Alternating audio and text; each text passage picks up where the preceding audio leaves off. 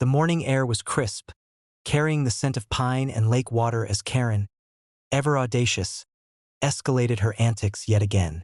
Her target this time was my Mustang. She had convinced herself that her son's demands could compel me to hand over the car, and that her entitlement would override authority and preparation. She could not have been more mistaken.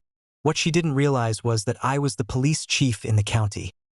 Every action she took was now under my jurisdiction and scrutiny. I was alerted immediately by the cabin's surveillance system. Max growled low, circling the vehicle, his body tense and ready to intercept any attempt at tampering. The moment Karen arrived, clutching her phone to call law enforcement, I was already moving strategically. Every camera, sensor, and defensive measure had been prepped for her audacious attempts. She approached the Mustang with confidence, assuming that her boldness would intimidate me or that her son's demands would carry weight. "You have to give this car to my son," she shouted, audacity radiating from her every word. "He deserves it more than you do."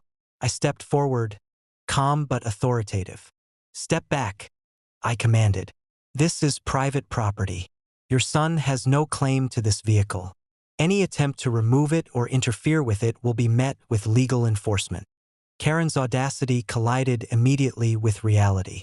I gestured subtly, activating the Mustang's enhanced security system, which immobilized the car and triggered a warning alarm. Max barked sharply, reinforcing the boundary as Karen's confidence wavered. Every movement she made, every assertion she shouted, was captured by cameras and sensors strategically placed around the property. She attempted to manipulate the locks, call local authorities, and argue her case, but her audacity was now her undoing. Law enforcement arrived minutes later, summoned by her 911 call.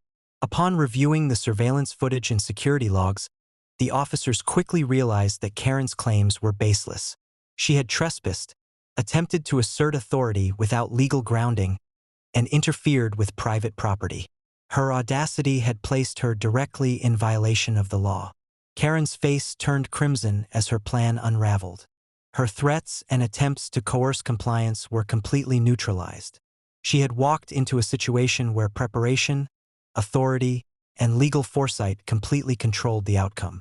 Her audacity, which had once emboldened her, now left her humiliated, powerless, and fully exposed. By afternoon, the Mustang remained fully secure, untouched, and under my control. Max patrolled the perimeter, vigilant and alert, while I documented every detail of the encounter. Sarah observed from the porch, acknowledging the precision and effectiveness with which the threat had been neutralized. Karen had been decisively defeated by preparation, authority, and strategic planning. The lesson was unmistakable.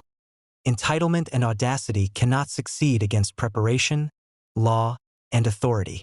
Every attempt at manipulation, coercion, or intimidation had been met with decisive, controlled action.